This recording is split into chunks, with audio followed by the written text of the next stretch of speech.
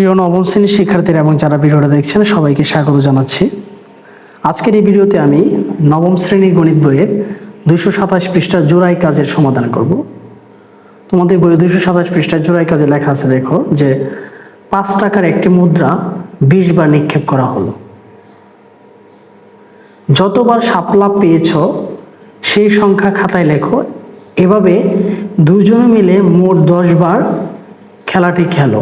ধরো মুদ্রা নিক্ষেপে শাপলা পাওয়ার সংখ্যা হচ্ছে 6, 8, 10, 10, 10, 11, 12, 12, 13, 13। প্রাপ্ত উপাত্তের গাণিতিক গড় এবং ভেদাঙ্ক নির্ণয় করো। অর্থাৎ যে উপাত্তটা বের হয়েছে এই উপাত্তর আমাকে কি করতে হবে? গাণিতিক গড় এবং ভেদাঙ্ক নির্ণয় করতে হবে। ভেদাঙ্কের সূত্রটা হচ্ছে sigma square equal summation xi square by n minus summation xi by n whole square. আমি অঙ্কটা করলে সূত্রটা আশা করি সূত্রের প্রমাণ পেয়ে যাবে। এর প্রথমে আগে লিখতে পারি প্রদত্ত উপাত্ত সমূহ। যে উপাত্তটা দেওয়া আছে উপাত্তটা আমাকে লিখতে হবে।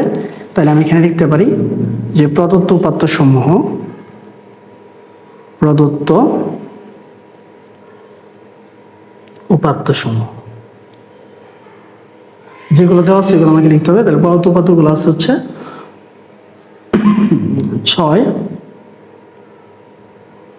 8, 10, 10, আবার দেওয়া হচ্ছে 10, তারপর হচ্ছে 11, তারপর দেওয়া হচ্ছে 12, 12,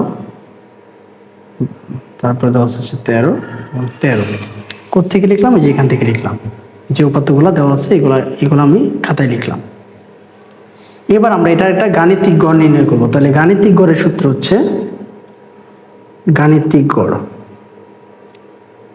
x বার। সবগুলো সংখ্যা যোগ করে শুধু মোট সংখ্যা দ্বারা ভাগ করবো। তাহলে এখানে সংখ্যা আছে কয়টা আমরা একটু গণে দেখি। 1, 2, 3, 4, 5, 6, 7, 8, 9, 10, 10টা সংখ্যা আছে।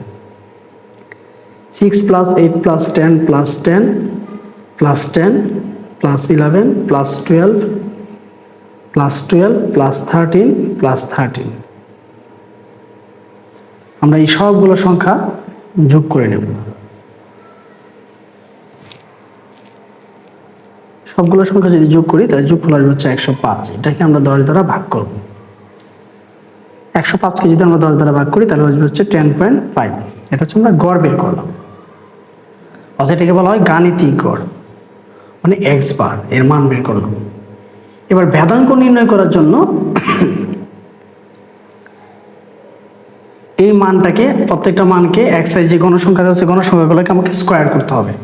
তাহলে ভেদাঙ্ক নির্ণয়ের জন্য আমি একটা সারণী তৈরি করবো। আমি লিখবো হচ্ছে ভেদাঙ্ক নির্ণয়ের সারণী। ভেদাঙ্ক নির্ণয়ের সারণী। ভেদাঙ্ক নির্ণয়ের সারণী করতে গেলে প্রথমে এখানে থাকবে হচ্ছে xi আর এখানে থাকবে হচ্ছে xi বার স্কোয়ার।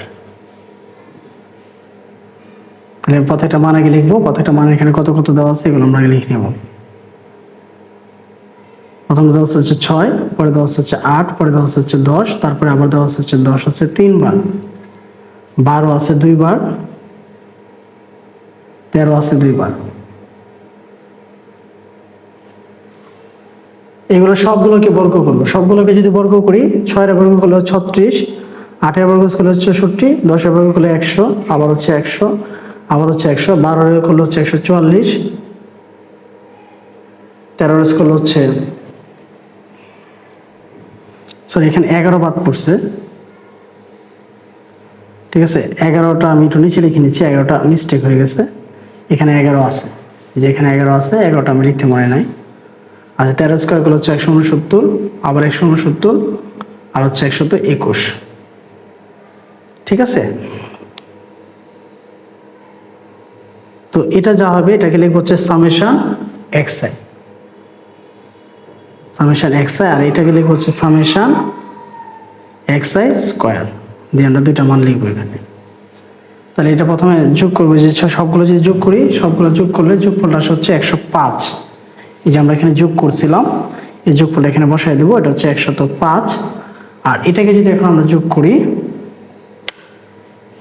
ক্যালকুলেটরের সাহায্যে যোগ করে নেব। প্রথম হচ্ছে 36, তারপর হচ্ছে 64, তারপর হচ্ছে 100, 200, 300, তারপর হচ্ছে 144, 144, 169, আবার হচ্ছে 169, 121,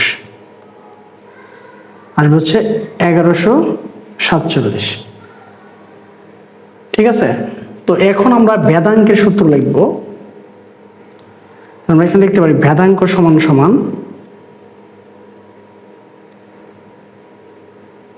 সিগমা স্কোয়ার সমান সমান, এখানে দিয়ে লিখব হচ্ছে উপরে থাকবে হচ্ছে summation xi square by n minus summation xi by n whole square. এটা মানটা এখানে লিখে নিব। এটা মানটা হচ্ছে নিচে থাকবে 105, উপরে থাকবে হচ্ছে 1147 মাইনাস এটা থাকবে হচ্ছে 105, উপরে থাকবে হচ্ছে n মানে হচ্ছে মোট গণসংখ্যা, মোট গণসংখ্যা হচ্ছে 10টা, 10, আর উপরে থাকবে হচ্ছে 105 হোল স্কোয়ার। এটাকে দ্বারা এটাকে যদি ভাগ করি তাহলে হচ্ছে 114.7, আর এটা দ্বারা এটাকে যদি ভাগ করি তাহলে হচ্ছে 10.5, 10.5 এর যদি আমরা স্কোয়ার করি তাহলে হচ্ছে 110.25। এটা থেকে এটা চলে গেলে এটা মান হয়ে যাবে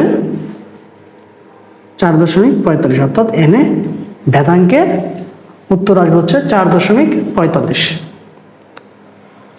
তো আশা করি শিক্ষার্থীরা এবং যারা ভিডিওটা দেখেছেন 227 পৃষ্ঠার একক কাজ জোড়াই কাজের অঙ্কটার সমাধান আপনারা বুঝতে পেরেছেন।